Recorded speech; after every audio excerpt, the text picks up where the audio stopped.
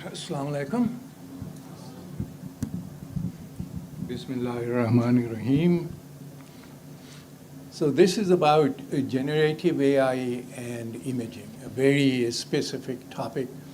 But I thought that a little bit of background is important. So this is the outline. So what is artificial intelligence and what is its relationship with machine learning and deep learning? So this is the Venn diagram which tells you about it. And the various definitions are given, and I'm not going to read out everything, but it is important to understand what this is. Deep learning, or what we see, what we are talking about, is not all AI, it's a subset of it. So what is it based on? What is generative AI systems? So after all, it's a program written in some programming language. But its architecture, that it is based on certain algorithms. And those algorithms are based on, generally, mathematics and logic. So when you hear about AI, you hear about deep learning, and perhaps you have heard about artificial neural network. This is a common algorithm which is used for deep learning, especially for generative AI, artificial neural network. And it is inspired by the human brain. And this is the general structure. So you have input layer, output layer, and there is one layer in the middle in the picture, but there can be a large number of layers. So it's a very deep system, and that's where deep learning, the phrase deep, comes from. And it uses some mathematics, as it is mentioned here. So recent accolades for AI. Turing Prize is the prize given for achievements in computer science.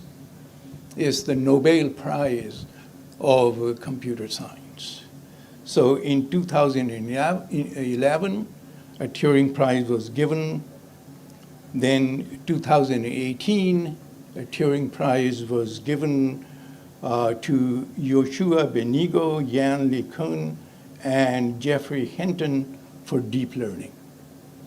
What is most surprising and inspiring is that in 2024, last year, the physics Nobel Prize was given to Geoffrey Hinton and his colleague John Hopfield, a first in the history of physics and computer science. And the chemistry prize, Nobel Prize, also went to the people who were behind AlphaFold. AlphaFold is the system which solved the very intractable problem of protein folding. So this is the first in history. So this much about the background. So what is generative AI? So you have an image. This is an image generated by generative AI. For computer or computer program, an image is nothing but a grid of tiny dots called pixels, and each with a binary code for the color and for intensity values. So it's a generative AI that creates or modifies visual content. And there are many aspects of it. And since I talked about deep learning, because generative AI uses deep learning and artificial neural network. And these are some common tools which are publicly available, which people use. So there are many applications. There are applications in art, application in medical imaging, and fashion, design, film, animation, and so on. So these are the four prominent or commonly used algorithms used for image generation. And underneath these algorithms, some very hardcore mathematics is used. So medical imaging.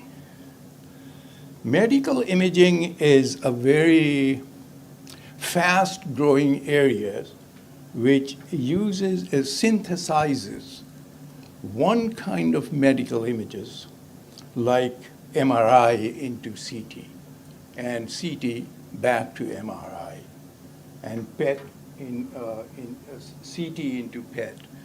There is a work which is being done in the other direction too, but it is not quite reliable yet.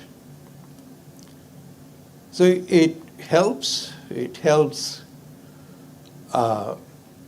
in drug discovery. It helps in improving diagnosis, lowering cost, and of course, reduced radiation exposure. So here is an image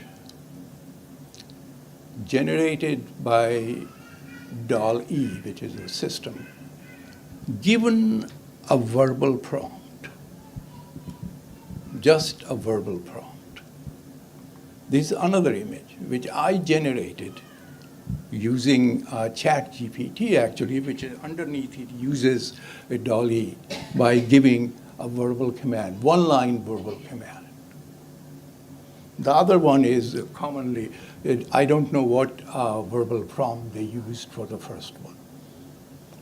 So these are beautiful images, and that image, which I generated myself, came back in maybe 4 or 5 seconds. But there are a lot of questions, right? It can assist the artists. There are systems based on transformers, which is a kind of artificial neural network. But there are claims that these art is essentially a high-tech form of plagiarism, because deep learning is based on learning somebody else's art. And now, after having learned that art, it generates that art very easily and very quickly, but still, it's plagiarism. And then there is a more deep question. Is it really art? Without agency, without purpose, without a theory. So these are questions, especially coming from artists. Obviously, they're not very happy what these systems can do, right? So what are challenges and what are the risks? Deepfakes, of course, everybody knows about deepfakes and misinformation. That is a big problem. Bias, meaning it learns from the data, labeled data, unlabeled data. But somebody has to provide that data. If the data is biased, its conclusion will be biased. What it produces will be biased. Copyright and ownership. The question of plagiarism comes in. So there is an urgent need for transparency and responsible AI use. The Holy Quran and generative AI. So this is the verse from Al-Ra'd, verse 17, which says, that can the blind and seeing be equal? Or can darkness and light be the same? Or do they assign to Allah partners who have created the like of His creation, so that the two creations appear indistinguishable to them? Tell them, Allah alone is the creator of all things, and He is the single and the most supreme.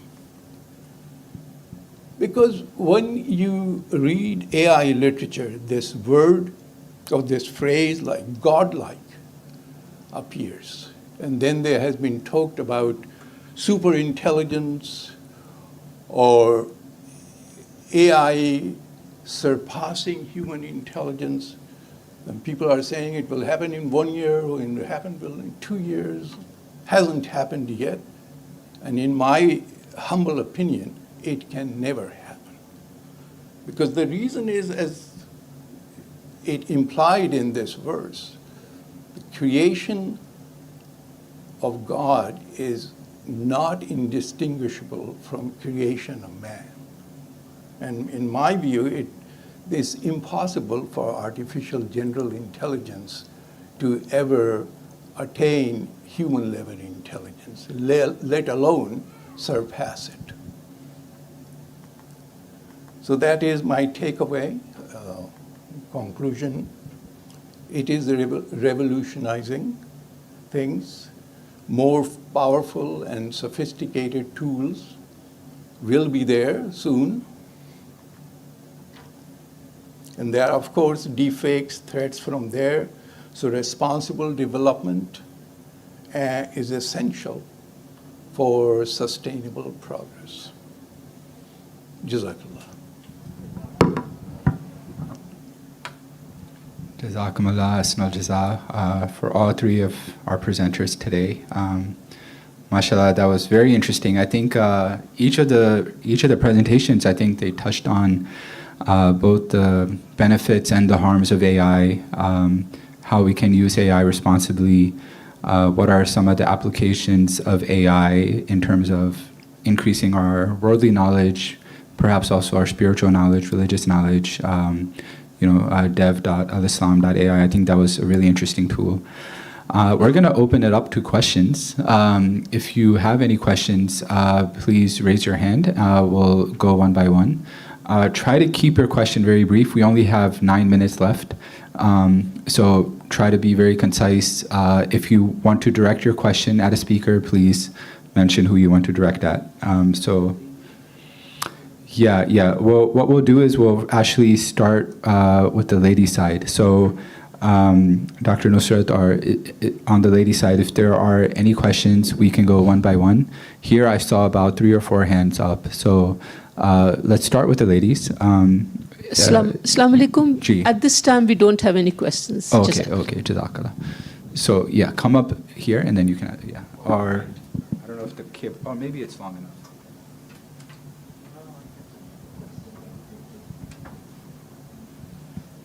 Assalamu alaikum wa rahmatullah.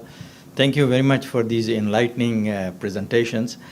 Now my question first is to, I forgot your name. Yeah, you said on one side, basically my question is the manpower resources versus monetary resources.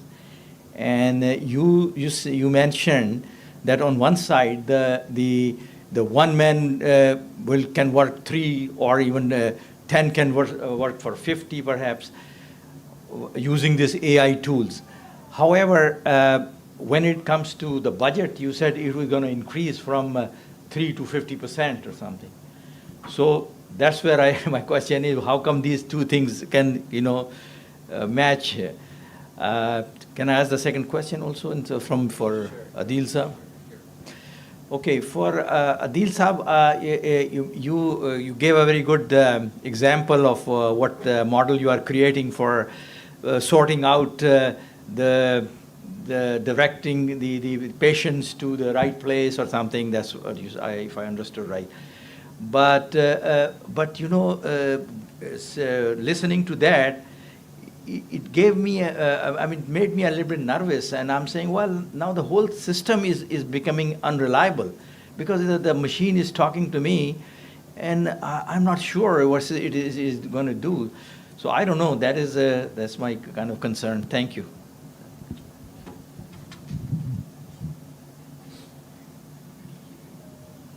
Yeah, just try to be brief. Okay. Assalamu alaikum. So the thing is that basically, so the reason is how software engineering is done right now and how it can be done using these latest tools. There's a huge room for improvement, huge room for making things better, more efficient way of programming. Because what happens now is the CEO of Anthropic, ChatGPT's competitor, said that 90% of the code will be written by AI by the end of this year. And I think that's acceptable. The reason is that code writing, the low-level code writing, now is something that AI can do really well. It's a bit like initially in 1980s, a lot of the code writing was the low-level code writing. Now we do high-level code writing in, say, Python and C# and stuff. And what's happening is we are now going to an even higher level of code writing. So software engineers become like software architects. So that's where one software engineer can basically do the work of 3 software engineers of how they're currently working. So then the future software engineer would be doing different work. That's what I'm saying. Now, in terms of the budget, how it would go from, say, 7% to 50% is that in the 7% scenario, what happens is you have software engineers only doing software writing or maintenance of code, which is not really it doesn't have a big ROI, okay? Whereas marketing and sales normally have bigger budgets. Even finance and operations have normally much, much bigger budgets from their revenue perspective. So when AI is able to do those jobs, then what's going to happen is it's basically AI would be doing those jobs or assisting in those jobs. So then more money would be spent on hiring AI engineers or software engineers who can do that sort of thing. That's where the budget is going to increase, because if AI is able to do that, then we need different kind of people who are able to automate stuff in sales and marketing. That's basically it. So there's a very good question about the risks, and you're very right. There is a lot of uncertainty and questions as to what does the future look like and will it be reliable and trustworthy. The way we often position it, and I tried to touch on this a little bit in my talk, is the language we often use when we talk to a chief medical officer of a health system who's very concerned on this exact topic is that we operate and build on stepping stones of trust. And step 1 is, even when you call and if you were to be talking to a nurse, that nurse is following protocols. They're not just freestyling it. They're following existing algorithms. So we use those same algorithms, right? That's step 1 of stepping stones of trust. Step 2, with this voice demo that I showed, is that initially, even though I showed in the voice demo that the AI is giving the triage and the next step recommendation, initially how we're going to be launching this is it's going to it's not going to tell the patient the recommendation. It's going to hand off to a nurse and summarize all the information that we collected to save the nurse time. Right now, those calls take on average 15 minutes for a nurse. We think since the AI would have done all of that, it can be a 3-minute call. They summarize information and they say, oh, this is what we think, you should go to the ER, whatever the next step is. Then, once we show that, hey, that is performing at the level, if not better than a nurse, than your average nurse, then you can fully automate it. So the point is, I think that, at least with us, not everyone's taking this approach, but at least the way we view it is you have to build on stepping stones of trust and make sure you're not taking leaps of faith into the future that hopefully this will work. You have to prove incrementally at every step of the way that this is working, it's working better, it's driving better outcomes, etc. Okay, we have maybe time for just 2 quick questions, so try to keep it very, very brief. Okay. I think I did see Asin Saab, so I'll go to him first. Assalamu alaikum warahmatullah. Excellent presentations. Question to Adil Bhai. I see tremendous utility of your startup. I am an oncologist, and we have actually triaged our, or deferred our triage to like a third world country where there are nurses sitting and going through the same algorithm, and I find it extremely ineffective, right? So if you have a setup that actually can summarize everything, reach out to my team, I'll be able to, I think, act upon it and probably just kind of refine the recommendations. Question to you, 2 questions actually. One, can you also have this triage more like specialized, like for example, for specialty care oncology? The answer is yes. We're not really doing it right now, but Okay. the answer is yes. It's about the access to the right data, right? Got it. So Adil Bhai said yes, they'll be working on it, I guess. Okay. Second question, are you still looking for investments? Not at the moment. Okay, not at the moment, Jazakallah. Muzaffar Saab, please. Yeah. Try to keep her question brief. We're almost at the end, 1 minute left. So. Assalamu alaikum. Thank you for the wonderful presentations. My question goes to the first presenter. Please your name again. Yes. I think you made mention of. Okay, I wanted to ask that AI is growing rapidly. It's like every day or every week there is a new model, there's new ways. So my question is that, what would be your advice to someone who have no background in AI and wants to learn AI? Where should he start from? And my second question goes to all the 3 of you, but I would be happy if the third speaker can answer it. My question was, it sounds like AI is being hyped so much that everybody should go into AI, but we still need the intelligence of a human being. So do you encourage people to still do the normal education of taking different courses, or should the young ones coming up just do AI? Jazakallah.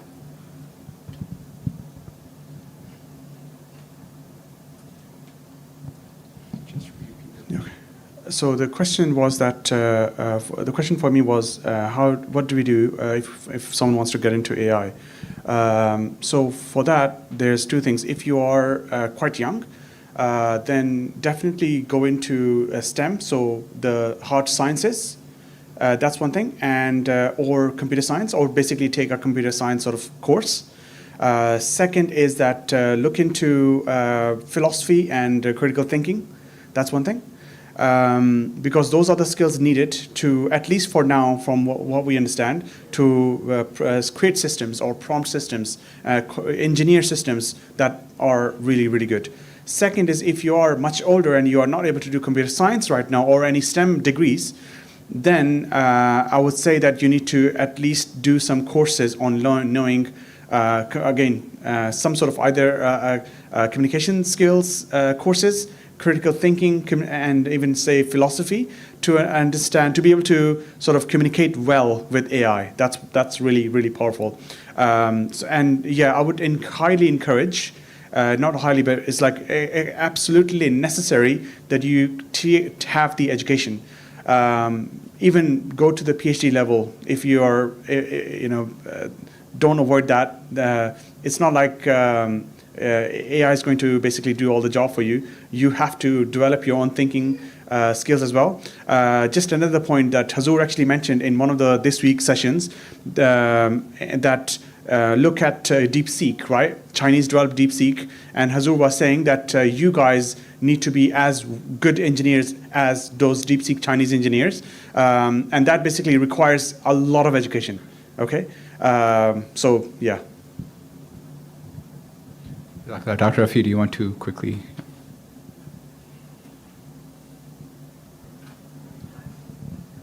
Assalamu alaikum.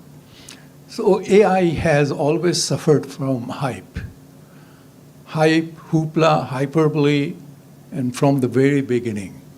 So there is hype, and one should be able to distinguish between what AI can really do and what the hype is.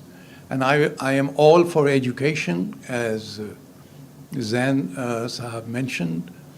When he says philosophy, I would qualify it with analytical philosophy, logic and analytical philosophy.